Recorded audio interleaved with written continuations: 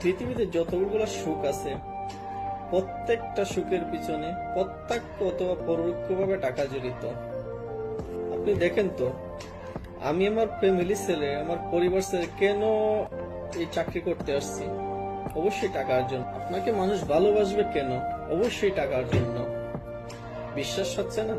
আপনি এলাকায় যান, যাইয়া 5 থেকে 7 লক্ষ টাকা বিলান, সবাই রে বিলান, গরিব মানুষদেরকে সবাই রে বিলান, দেখবেন যে আপনাকে সবাই ভালোবাসতে শুরু করছে।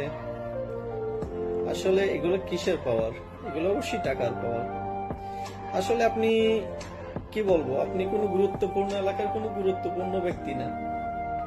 যদি আপনার টাকা থাকে, আস্তে আস্তে সবাই আপনাকে গুরুত্ব দেওয়া শিখবে।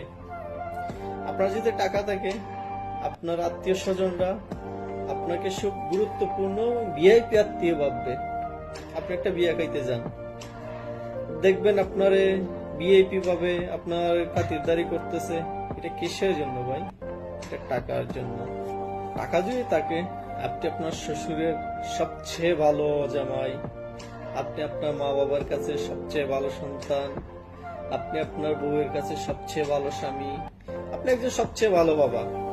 যে বাবার টাকা নাই, সেই বাবাই জানে যে তার সন্তানের কাছে কত সে নিগৃহীত। আর যে বাবার টাকা আছে, সেই বাবারে তার ছেলেরাও অনেক ভয় পায়, বাঘের মতো ভয় পায়। এটা কিসের পাওয়ার ভাই? এটা অবশ্যই টাকার পাওয়ার।